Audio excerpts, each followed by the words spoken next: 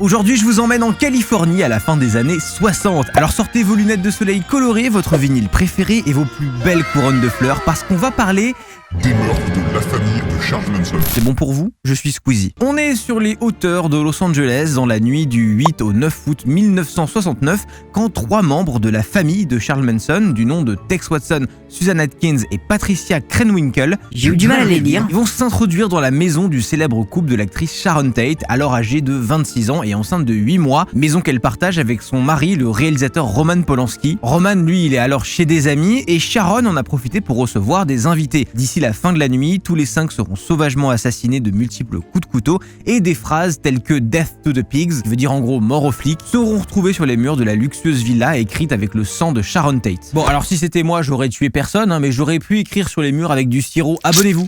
À cette chaîne, on est bientôt 400 000 abonnés. Je les veux, mes 400 000 abonnés! Le lendemain, Tex Watson, Patricia Krenwinkel et Leslie Van Houten, qui n'a rien à voir avec le chocolat en poudre, mais qui est une autre membre de la famille, assassinent Leno et Rosemary LaBianca, un riche couple de Los Angeles dans des circonstances assez similaires. Ici aussi, on retrouve des nombreux coups de couteau et des phrases telles que Rise et Helter Skelter sont aussi retrouvées écrites sur les murs avec du sang. Bon, tout de suite, on est beaucoup moins flower power, mes couilles, partageons l'amour, aimons-nous comme des frères, imagine. Et on est un peu plus dans une ambiance de fermer vos portes à double tour et laisse pas traîner ton fils si tu veux pas qu'il glisse, t'as capté. L'affaire, elle va semer un vent de panique dans toute la Californie, on ne sait pas qui pourrait commettre des atrocités pareilles et surtout on comprend pas pourquoi quelqu'un commettrait des choses pareilles de base. C'est contre nature. Quelques mois plus tard, après des dizaines de fausses pistes et alors que les policiers commencent à désespérer de retrouver les coupables, la vérité sur l'affaire éclate dans des circonstances assez inattendues. Suite à un contrôle de police, Vos papiers, s'il vous plaît. 3 personnes sont arrêtées pour le vol d'une voiture et emprisonnées en attendant un jugement. Une suspecte, Susan Atkins, se vante à une de ses codétenues des meurtres et donne des détails qui n'avaient alors pas été divulgués à la presse. Tex Watson, Susan Atkins, Leslie Van Houten, qui n'a toujours rien à voir avec le chocolat en poudre, et Patricia Krenwinkel seront arrêtés à l'automne 1969 et c'est comme ça que le monde découvre Charles Manson et sa communauté appelée la famille. Il était QLF mais pas comme il faut. Ces crimes et tous les procès qui en découlent, ils vont bouleverser les États-Unis et même le monde et vont mettre un terme à l'insouciance des années 60. Ok, mais la famille, c'est quoi? Et puis d'abord, Charles Manson, c'est qui? Charles Manson, il est né en 1934 en Ohio d'une mère de 16 ans prostituée et alcoolique et d'un père absent qu'il n'a jamais connu. Il est élevé dans la famille de sa mère, dans laquelle il subit des années de négligence et de maltraitance.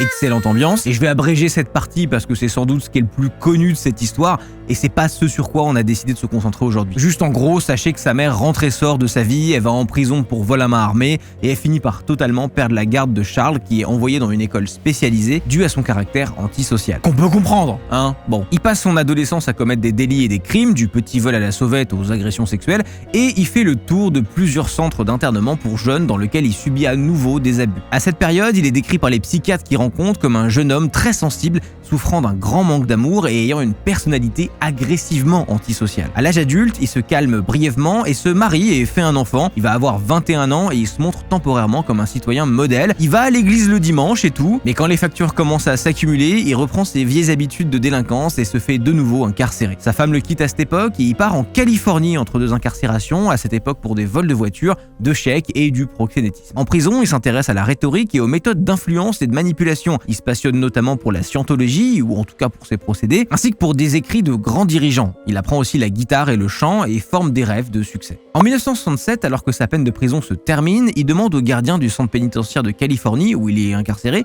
s'il peut rester, une demande qui est tout à fait raisonnable et qui témoigne d'une personne saine d'esprit et psychologiquement stable, bien sûr. Bref, évidemment non, abruti, tu ne peux pas rester. Et il va donc partir à la découverte de Los Angeles, de ses hippies, de ses idées de partage, de paix et d'amour, de liberté, de vie en communauté, enfin c'est tout un délire à l'époque. Il s'entoure rapidement d'un cercle rapproché, composé majoritairement de jeunes filles à la recherche de l'utopie que représentent alors les communautés. À cette époque, c'est des concepts qui fleurissent un peu partout aux États-Unis et particulièrement en Californie.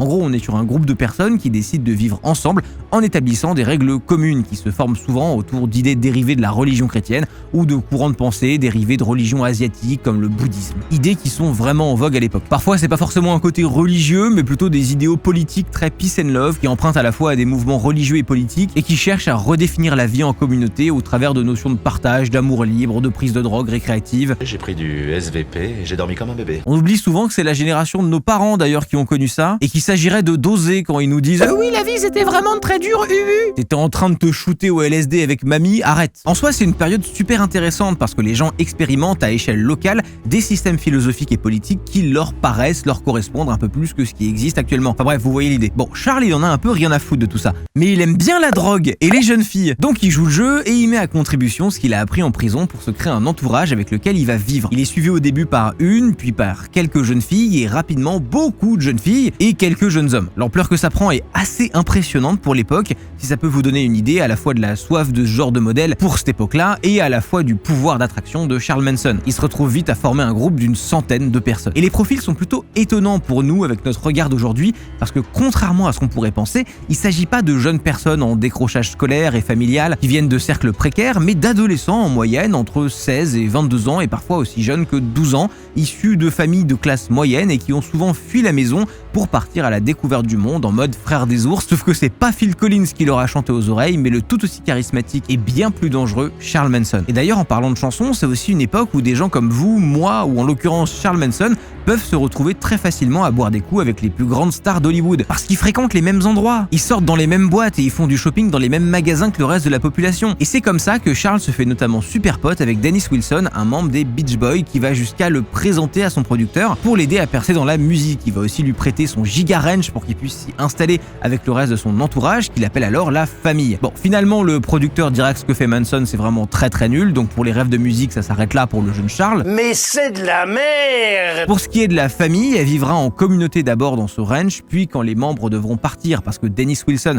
devra le vendre pour des raisons financières, ils partiront dans un autre ranch plus modeste. Pendant cette période de 2 ans, entre 1967 et 1969, ils recrutent de nouveaux membres, participent tous aux tâches ménagères, sauf Charles, faut pas abuser. Ils font des soirées feu de camp en dansant pieds nus au son de la guitare de Charles, ils prennent des drogues, ils débattent sur des sociétés idéales, ils couchent ensemble et ils prennent soin les uns des autres. Enfin bref, c'est une communauté plutôt classique par rapport à ce qui se faisait à l'époque, et pour certaines personnes, on comprend que ça ressemble un peu au paradis. Mais petit à petit, l'argent commence un peu à manquer, alors pour subvenir à leurs besoins, ils commencent à commettre des délits, comme on a pu le voir avec le vol de la voiture qui mettra fin à leur cavale. Pour se protéger d'éventuels assauts venant de l'extérieur, ils s'entourent d'un gang de motards qui se charge de les protéger en échange des services sexuels de la part des jeunes filles de la famille. Toute cette activité sexuelle est évidemment pas protégée et certaines des jeunes filles tombent enceintes et ont des enfants au sein de la communauté. Ils prennent de plus en plus de LSD et les moments de sobriété deviennent l'exception, pendant que Manson les guide vers de nouvelles réflexions très teintées de sa paranoïa. Ils pensent qu'on leur veut du mal et qu'à une échelle plus importante, on veut sans doute du mal au pays, sans vraiment définir qui est ce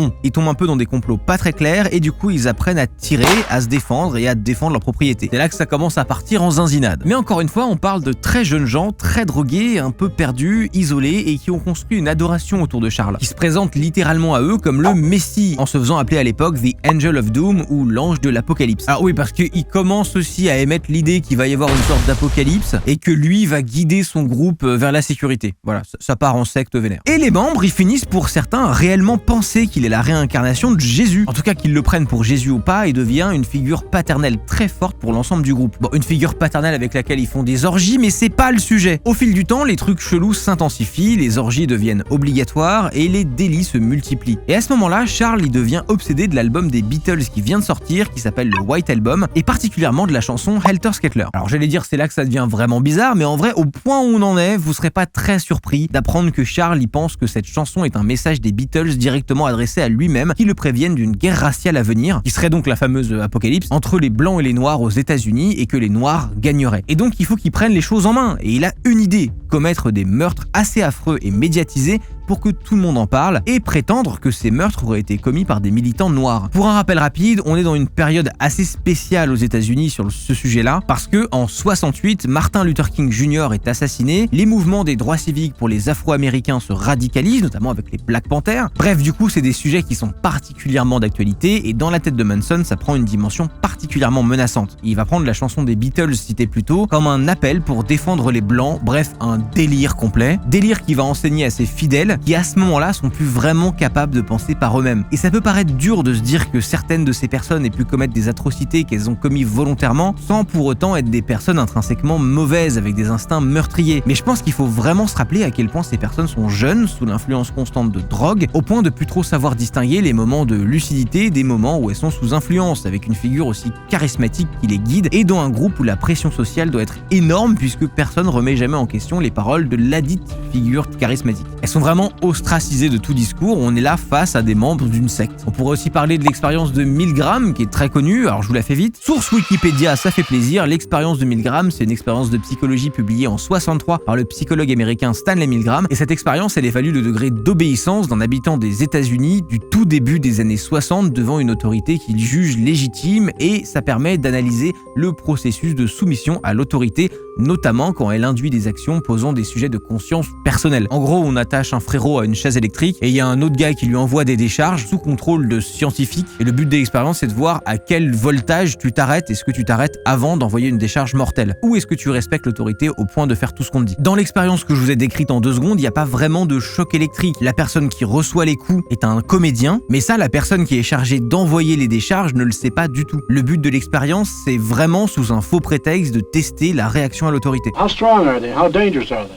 Well, no, although they may be painful, they're not dangerous. L'expérimentateur, comme il se présente comme une autorité légitime, et dans cette situation c'était un chercheur pour l'expérience, on se rend compte que face à ce genre d'autorité, la majorité des participants continuent à infliger les prétendus chocs jusqu'au maximum prévu, qui était 450 volts, malgré les cris et les plaintes de la personne en face. That is incorrect. This one will be 195 volts. The correct one. Let me out of here. Let me out. Let me out of here. Let me out. Continue, please. Let me out of here. My eyes bother me. Let Go me on. out. Let me out. Cette expérience, elle a été d'ailleurs refaite avec un public quelques années plus tard, avec comme contexte une émission télé, et on se rend compte que la pression du public, elle exerce aussi une pression sur le sujet. Sortez-moi de là, s'il vous plaît, je veux plus jouer. C'est très vulgarisé parce qu'on n'a pas le temps de faire plus long, mais c'est un sujet super intéressant que je vous invite à regarder de votre côté si ça vous intéresse pour avoir une vision un peu plus complète de cette expérience et de ce qu'elle permet de déduire. Par rapport à la famille, ce qu'on peut en dire, c'est que certainement le fait que Manson ait une aura aussi charismatique et qu'il soit plus âgé et considéré comme le leader de la famille, lui conférait ce statut d'autorité légitime qui permet alors de pousser une ou plusieurs personnes à engager des actions qui vont contre leur conscience en défaisant petit à petit les codes sociaux qu'ils ont appris, notamment en partageant un mode de vie alternatif, mais aussi en ayant une sexualité hors norme et en consommant des stupéfiants, qui d'ailleurs ont dû brouiller pas mal les frontières entre bien et mal, entre la réalité et le rêve, comme certaines jeunes filles membres de la famille ont pu en témoigner par la suite. Bref, ça, plus le LSD, plus la figure charismatique sur des jeunes personnes influençables, ça permet quand même de se faire une certaine idée de ce que pouvaient réellement être ces personnes en dehors de la famille et se demander en conséquence à quel point est-ce qu'elles sont coupables de ce qu'elles ont fait. Et j'aimerais beaucoup avoir vos avis là-dessus si vous voulez en discuter tranquille en commentaire, parce que c'est un sujet super complexe que même moi je maîtrise pas complètement. Et c'est important aussi de rappeler qu'à cette époque, les cultes sont pas vraiment connus du grand public comme ils peuvent l'être aujourd'hui. On n'a pas le recul et l'éducation qu'on peut avoir de nos jours sur les sujets des sectes. Alors quand les procès très médiatisés vont commencer et que les jeunes filles inculpées encore fortement sous l'emprise de Charles arrivent tout sourire, main dans la main, vêtues de robes pastel et en chantant des chansons comme si elles allaient courir dans des prés dans des pubs pour de la lessive bio de mes couilles,